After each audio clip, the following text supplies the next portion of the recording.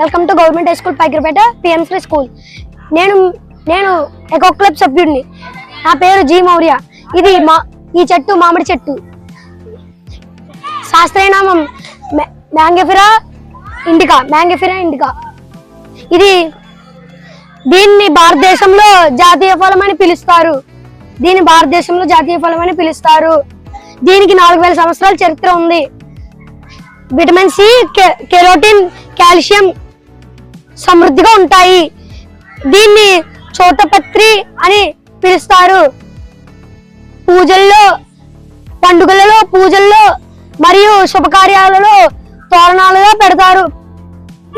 దీని విత్తనం లోపలి జీడితో అనేక ఆరోగ్య ఉపయోగాలు ఉంటాయి. ధన్యవాదాలు.